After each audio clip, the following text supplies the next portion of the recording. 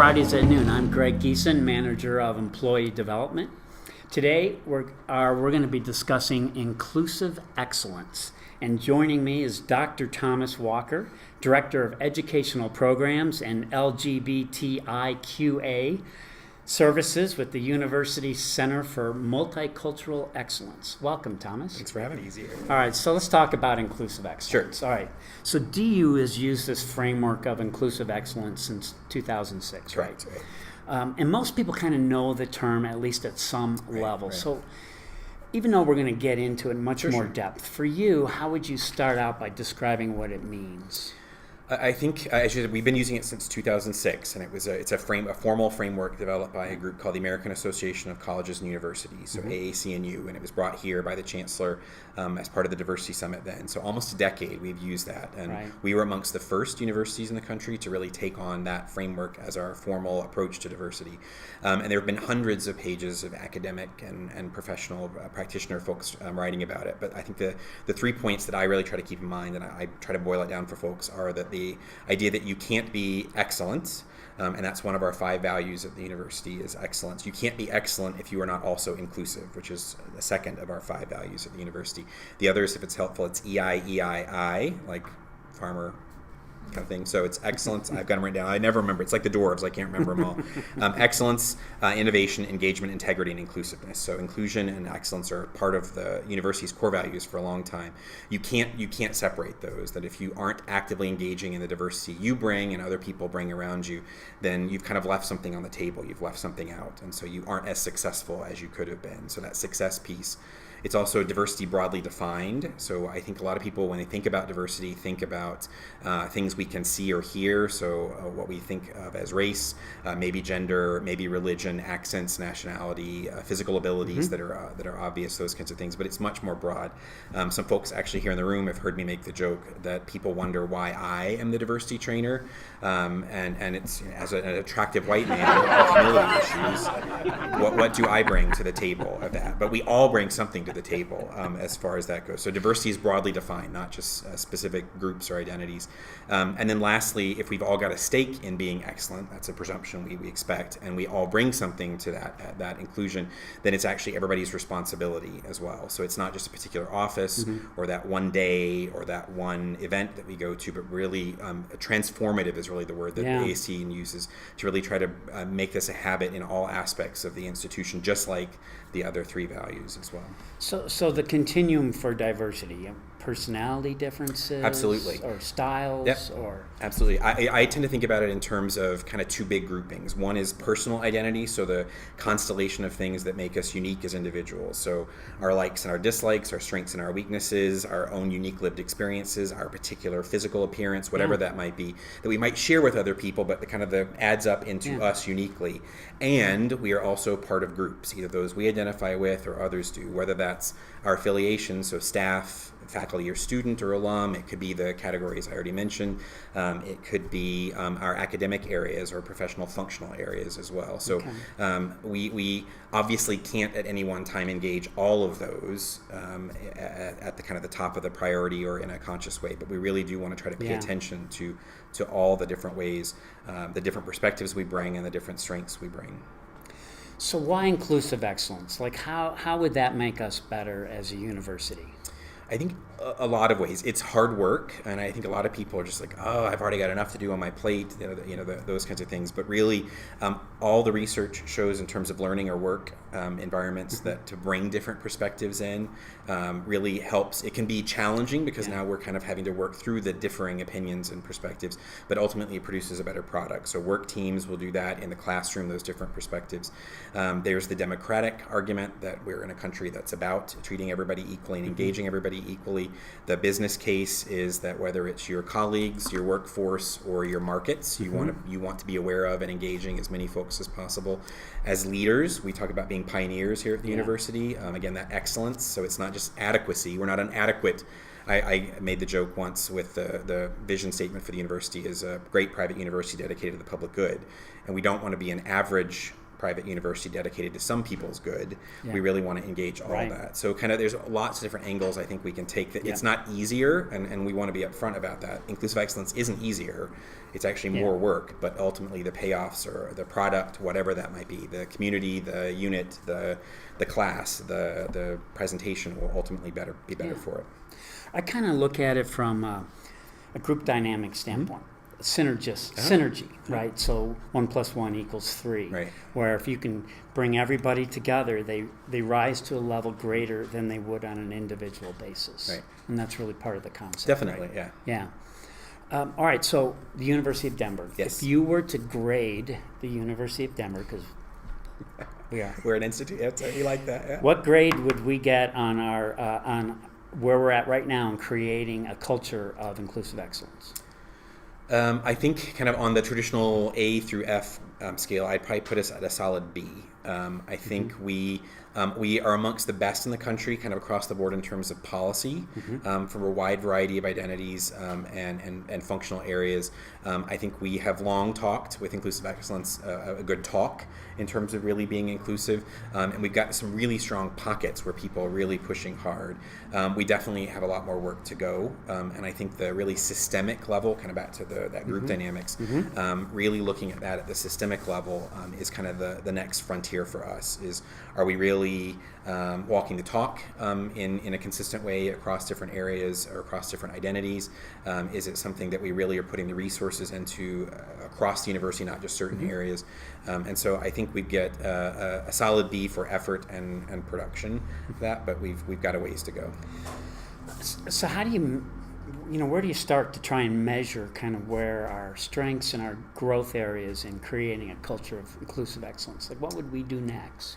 I think it's actually what we're looking to do next. We were talking before the chancellors come in, and at the Diversity Summit this January made a point of saying, if inclusive excellence is part of your work here at the university, stand up. And when not everybody stood up, she challenged everybody to stand up. So again, I think from the top, we've got this reinforcement of that message. And then she's making some changes. So we have a new vice chancellor for campus life and inclusive excellence starting next week, a new senior advisor. And that's going to focus more on campus community students specifically, but campus community more generally, a senior advisor to her and the provost on academic and faculty issues, and then HR is hiring a new leader for staff. So I think that team kind of at those top levels, really to say, let's kind of do an audit is probably more formal than it will be, but how are we doing in terms of some of our peers? Are we living up? I sometimes joke that DU in some ways is its own aspirational peer. We talk here, but we don't always follow through. So where are those gaps? Kind of across the board, piloting some things with some particular areas that are really interested. We've got a good representation from the library here today, and they do really well on stuff. And so looking at those opportunities, the easy stuff to fix, where do we need to spend more time, looking at more systemic changes. And I think another piece that I hope is coming is more resources to do that. A lot of us are already stretched pretty thin in terms of the day-to-day functions. So to say we need you to add integrate in this other layer of thinking, a lot of the units are going to need that. And then trying to resource for individuals. So for you or for me or for anybody to actually say, okay, what can I do in my sphere of influence, the work that I do? Whether that's gets more training on that, it's resources in that, talk to people, share best practices. I think we've got a kind of a new flurry of stuff is on the way.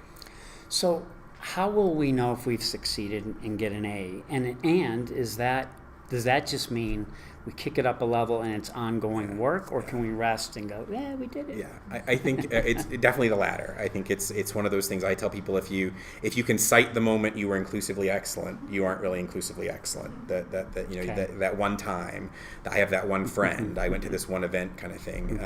I think it's like health and wellness kind of more generally, if you want to think about it in terms of that for an institution or a community, you never get there. There's always something more you can do. As an institution of higher learning, we have turnover are naturally of our 5/6 of our population, students on a regular basis. So we're going to constantly have to be kind of engaging with them on that. Faculty and staff also turn over if at slower rates. And then just new and exciting stuff comes along, whether that's new communities gather and find each other enough to say, hey, what about us? Pay attention to us. Or we get into new technologies or new different types of things that we have to figure out kind of, okay, if we're going to add this into the fold, how are we going to be most inclusive there? So it's not easy and it's never ending. But I say that about our work: never boring, never ending. Right, and it's the same thing with leadership too. Is once you're never on top, because once you're on top, the expectations heighten, and then you got to keep it going. Are we all equally responsible for creating an inclusive excellence culture, or does there need to be a champion to head it up? I think I'm going to take the cop-out answer, both. Yeah. We all have to. And there's a constant struggle on diversity and inclusive excellence issues in corporations as well. If everybody's responsible, and so nobody is, so it kind of gets diffused and there's no kind of checking on it. But if you say, here's the person who's in charge of doing it, then everybody else, it's easy to kind of step back and say, well, they'll just take care of it. So I think it's both. And that's the same way I sometimes use the example for folks who have P cards or have purchasing power for the university. You're responsible for using that well and being a good steward of the university's money, right? And we also have an office that kind of makes sure we're both compliant, so the minimum standard of legal compliance, as well as being smart and efficient at that. So I think if we can think about that in terms of other aspects of university operations, it's not a new idea. It's just maybe applying it to that, that each of us has a role to play and is responsible. Yeah. And then we also have, either it's within a particular unit or this network across campus, to provide resources to kind of help us watchdog and cheerlead as far as that goes. But ultimately, it's everybody. So let's try breaking it down even more, if that's possible. All right, how can the administration demonstrate a commitment to inclusive excellence? Two easy things. One is talk about it on a regular basis, not just occasionally, or let other people do that. And that can include naming some specifics, whether that's a particular population or a particular area, and then resources provided to that. So if that's making sure everybody, faculty and staff, have time to go and engage in this, to challenge themselves to grow on that. If it's the money to bring in the trainer or to provide the resource, whatever that might be, and then holding people accountable, I think, as well for that. So this isn't, the whole point is this isn't an extra or optional thing. If you feel like it or get around to it, it's an integral part of what the university does. So if you're not doing it, we're going to have a chat about how problematic that is. So I think that example and leadership and accountability from the top is really important. Okay, let's take staff. What can staff do to demonstrate a commitment? As a staff member, I'm a little biased by this. So I do teach sometimes, and Mom likes to remind people I'm a doctor, not always clarifying that's not medical. So I get lots of questions. Except when you go to restaurants. Exactly. I think we actually, behind students, are the second largest population on campus, and probably for many of us, in terms of contact time, actually engage with a wider variety of folks, students included, on a regular basis.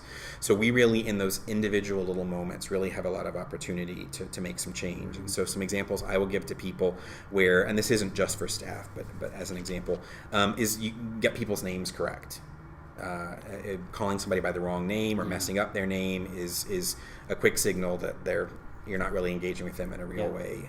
It's thinking about what is the work that I do, and can I, without pretending I know what it's like to be somebody else, can I stop and say, okay, I wonder how this gets experienced by somebody else. So if it's the physical environment in my office, do people come in and are immediately blocked by a desk? Or we have an automatic door for people with disabilities or mobility problems kind of stuff, but it doesn't work. I've run into that a couple times on campus. People turn it off.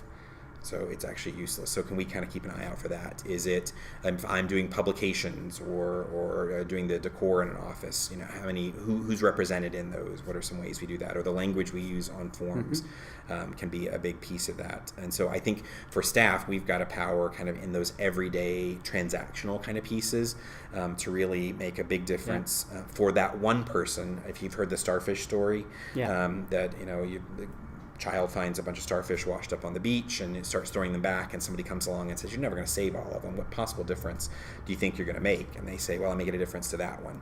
So I think we as staff others as well Yeah. can do that. If Nice. that student, that colleague, that faculty member, or that visitor really has a Yeah. good experience because we put that little extra effort in, it's oftentimes what we would want people to do. So Yeah. I'm Thomas, not Tom, and I hear that difference really clearly when people engage.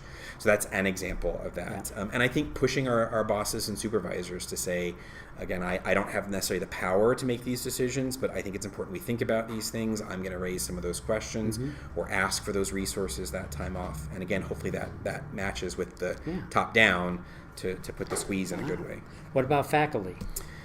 I think a lot of people, faculty, and I've taught at college, undergrad and grad level as well. We have, especially on the quarter system, we have 10 weeks to get all our content in. And if that content doesn't relate directly to human beings and how they interact, it's easy to kind of sweep that to the side.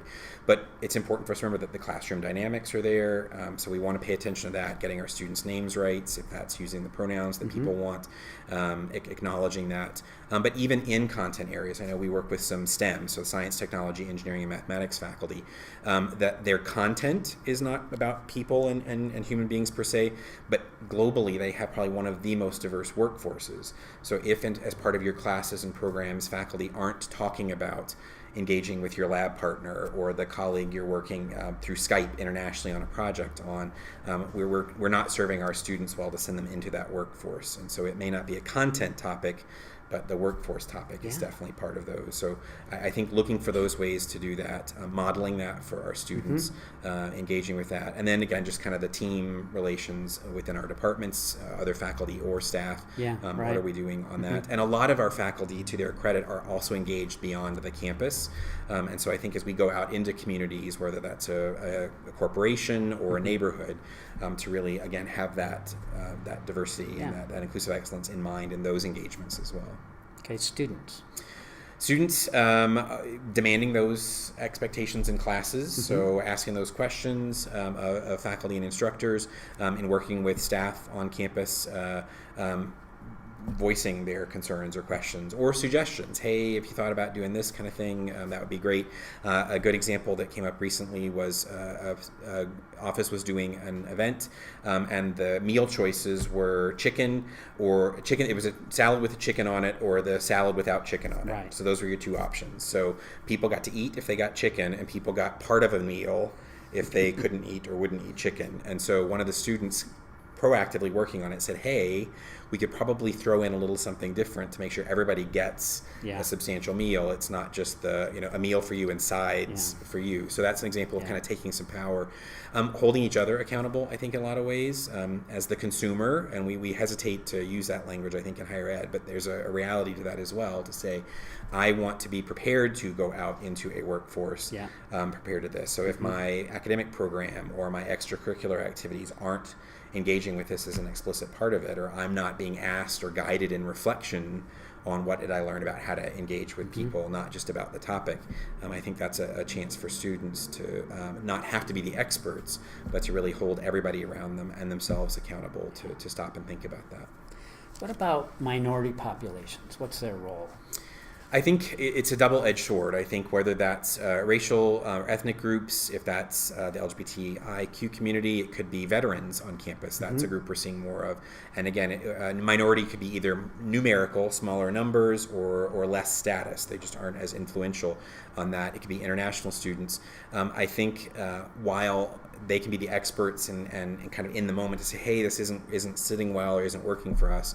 I think we have to be careful, the rest of us, around whatever those identities are. Most of us have some minority or marginalized identities, as well as some privileged or majority populations. So you're not only one or the other, but can say, to challenge us to say, hey, we need you to be involved in this. So it's not their burden to fix the system, as well as to maybe not get the full best treatment underneath it, but to challenge us, but to be involved in that. But I really think in most cases, I would put again, as the attractive white guy with humility issues, put the burden on me to say, I should be proactive in thinking about this. I've got a stake in it as well. I want it to work for all of us. So I think it really is less about which group is supposed to fix, if it really is everybody's responsibility. Again, the perspectives we might bring to that are different, but we all need to engage with it. The majority population. Again, by definition, more numbers or more power, and so I think the burden actually probably falls. I'm a communication person, so I always talk about any interaction is at least 50-50. Everybody, if we think about performances, the audience is a real important part of that as well. So you and I talking, you're giving me feedback, that you're hearing what I'm saying and maybe agreeing, or at least, those kinds of things. So it's 50-50 at least. I would say anytime there's a power imbalance by number or authority or status, it tips a little more toward that group with more influence. And so for the majority population, whatever we're talking about that, if that's faculty in the classroom by nature of status, if that's other folks who look like me here on campus, there are just more of us. And so to say we should be asking good questions of ourselves as well as of other folks, be proactive in thinking about that. And if for no other reason than once we leave DU to whatever else, if we're used to doing that, we're going to be better equipped than a lot of people. Right. So we'll shine a little more in that job interview or in that workplace kind of thing. So even if it's kind of the self-serving reason of I'm gonna stand out and do better, perform better, I think it's a good habit for us to get into. And even if it's not asking, I think when questions get raised or complaints get registered, to not immediately get defensive about that, but to say, okay, well, I hadn't thought about it like that. Right. Not because I'm a horrible person and I hate you, but because that's not my perspective. Let's talk about that. And I know a lot of people, one of the tips I give in trainings is that we're human, so we're going to make mistakes, and that's no excuse. So it's going to happen. What we do in those situations when we run across something that isn't as good as it could be or isn't as inclusive as it could be, that's the real test. Is we should be catching it ahead of time if we can, but in those moments, are we gracious about it and say, you know what, I'm sorry, I didn't know. Let's see what we can do to fix that right now. And then I learn not to repeat that again in the future. So again, that the better sticks and the bar raises a little bit. What about alumni? Like, what would you say to them? There are more of them than of any other group on campus. So I think we have like 130,000 living alumni, the vast majority of whom are in the Front Range area because people never leave Colorado, right? Because the roads are only one way. And I think both by giving, so there's the cash piece of that, or time, it could be that as well, to come back and speak from that real world experience, that kind of not the hypotheticals or the ivory tower workplace, but I've been out in the corporate world or out in my communities. And this is what I see that worked well, the training that I got or the experience I got in engaging these issues, or this is where I feel I didn't get everything that I needed. I really wish DU had better prepared me for engaging across difference. And so I think to come back with that real life experience and the dangle of internships or cash donations, whatever that might be, I think there's real power for the alums by numbers and experience to come back and help us improve for that next round of DUers. Yeah. And lastly, the individual. I think it's really easy for us when we think about diversity. Again, today we were mentioning earlier the Supreme Court came out with the marriage equality decision, and we think about changes that need to be made kind of in the social level. It's really easy to think big problems. These have been around for years. They didn't just start yesterday. So that the problems are huge, or the challenges. And we also think about the big figures in history, the MLKs, the Rigoberto Menchús, the Gandhis, who made these huge changes. And we can say, okay, overwhelming issues, and that's not me.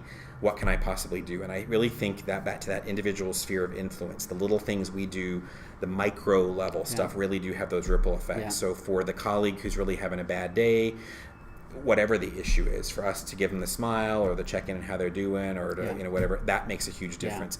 Same thing with inclusive excellence, that we do probably have more power than we think to ask questions or to go to something and bring it back to our office and say, hey, what if we did this? Or, the Joneses are doing this kind of thing. We certainly want to be at least as good as the Joneses, whoever they are.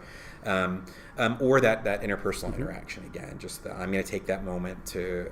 It's the umpteenth time I've been asked that same stupid question by whoever it is. This happened to me this week. I'm like, it's on our website. Can you just check the website? Well, they didn't know we had a website, or may not have had access to the website. So I can take the breath and say, it's the first time you've asked that question, and so that's kind of the approach that I can come with. So whether that's a customer service angle or a how I'd want to be treated, golden rule kind of angle, or just the inclusive excellence idea, is I think those little things that we can do in that relationship moment, not just the transaction. I talk about we had a student here at DU who was graduating, and our career services works with students and alums, FYI, to help them prepare for job interviews. And the student was interviewing with a major international corporation, and they said, we know this company always asks about your diversity experience. You need to be ready to answer that question. So the student went into the interview and they said, what's your experience working with diversity? And he listed the restaurants that he liked to go to. So there's this Ethiopian place on Colfax, and there's this mom and pop Mexican restaurant. Really, where's that? Exactly, right? That's this lunchtime. And they were like, all right, thanks a lot. And ended the interview because all he could talk about was, so the idea is, again, you're not paid to eat in these companies, and the transaction is not an interaction or a relationship that's going to stick well and serve well for folks. So I think if we can, as individuals, and again, I think particularly as staff, but it applies to everybody, each interaction is an opportunity for us to share our best and to learn from other folks. I mean, if you think about it, state the obvious. Inclusive excellence provides life success skills for leaving here. It's like, why wouldn't we embrace it? And part of the reason that you and I went through all these areas, because a lot of people, it's conceptual, not necessarily behavioral. True. And so we were trying to kind of give examples of what that would look like. Is there pressure on campus, especially for minority groups, to fit into the mainstream? I think we all do that, absolutely. It's whether it's dress codes or what counts as professional communication or whatever, and so I think there can be that. I think a lot of people think about engaging with diversity, that there's kind of the really obviously bad hate stuff, so the shootings in Charleston or the cross burnings or the whatever that might be. I'm going to use this slur to your face kind of stuff. And thankfully, knock on wood, we really have very few instances of those on campus. But that's really kind of the extreme. I think what a lot of the stuff that we hear about through the Center for Multicultural Excellence and other units on campus are the unintentional, they call them microaggressions. So it's the usually unintentional, it never occurred to me to do that, but I called you by the wrong name, or I assumed you had a girlfriend because I think you look like a guy and that's what guys have, or that you're a staff member who is supposed to just do this for me because that's you exist to serve me. All those little things aren't hurtful and hateful in a malicious intent, but they add up over time. And so I think those little reminders of what you're expected to do can definitely add up for folks. And so whatever the identity might be, again, even that affiliation, we run into those on a regular basis, and their messages in that. And so I think DU definitely has some big stuff we need to change in terms of procedures and those resources, but the harder and in some ways more important things are the everyday little things that those individuals, back to your question, do on a day-to-day basis. So it definitely is work to be done in all those levels. It'd be kind of cool to do a project where like all the students and then staff, faculty, everybody else had to answer the question, what does inclusive excellence mean for you and what does it look like? To actually take it down to a personal level where you can touch it, feel it, it's tangible. Right. That's ultimately the goal. And couldn't you imagine if mainstream meant inclusive excellence? Right. Which is obviously what we're trying to head. Going for it, right. Yeah. You seem pretty passionate about all of this. Where does that come from? It's just a job. It's just, that's what I thought. I just thought 4:30. I'm horrible. That out. I am passionate. Yeah. But where's it come from? I think I would like to say I'm a nice person and care about people. Mom and grandma always were, you got to treat people nicely and do good things. So I think it's just, for me, it's very much that right thing to do. I can definitely own that my kind of wake up around this came from growing up in Alabama. I grew up in Birmingham, Alabama. We had, I think, a day or two in fourth grade on the civil rights movement, which basically we showed some quick black and white clips of blacks being hosed and police dogs and stuff. But luckily, everything got better. And we moved on in Alabama history to happier times kind of stuff. And so this really kind of quick thing. But as I grew up and engaged with a wider range of people, was realizing that that things had gotten better on some levels, but there were still lots of things to do. Growing up gay myself in the South, I was able to say, okay, I don't get the race piece quite as much or the gender piece quite as much, but a lot of the language I hear you talking about resonates with my experience in that. And I don't think you have to have a minority or marginalized identity to identify. And I certainly don't know what it's like to be a woman or a person of color or somebody with a disability. But I think that kind of that empathy piece, or the perspective taking, matching up with my academics, my brainy interests, and the dynamics of how people engage with each other, just kind of came together really nicely. And I'm absolutely privileged and fortunate to have been able to make a career, much to Mom's surprise. She tells people I teach at a university because that's really all they understand. And you're a doctor. And I'm a doctor. I was in Phoenix training to be a doctor, is what she told people. So I get all the, what's this on my arm? I don't know, but I can call for help really clearly if that comes up. So I'm really fortunate to be able to make this a living, not just something that I'm passionate about. And I that's unique for me, I think, in some ways. But I would love the world where, in addition to being the reference librarian or the chemistry researcher or the purchasing agent or the custodian, we've all got some opportunities to express ourselves and engage with people in a more meaningful way. I think we'd be a nicer place, and I think we'd have many more interesting and fun things to do, and to engage each other around if we could do that. So what's one thing people watching this video could do immediately to kind of take the first step? I think, and something I try to do is to remember who we are coming into this situation. One of the things I believed for years and still fall prey to on a regular basis is, like you were saying, diversity comes up when they bring it up or when they come in. So there's us, and then there's the sprinklings of diversity kind of stuff. And I think if as individuals we can all stop and think, okay, when I come into a space or do whatever, I bring all of who I am, and I get read in certain ways. So what is that, and what's the identity or the situation that I can maybe is my in to understanding that when I come in as the faculty member, in addition to other identities, I have some oomph, or as a staff member, I have felt less than because of the demands that were placed on me. Whatever that angle might be, to look for that. So start with self, and to acknowledge that. That's where we can kind of come into that connection with other people, and then start looking for those opportunities to apply ourselves, stretch and grow a little bit, demand that we get those opportunities. Again, I think that's important for us to say, hey, I need some time. I want some development on this,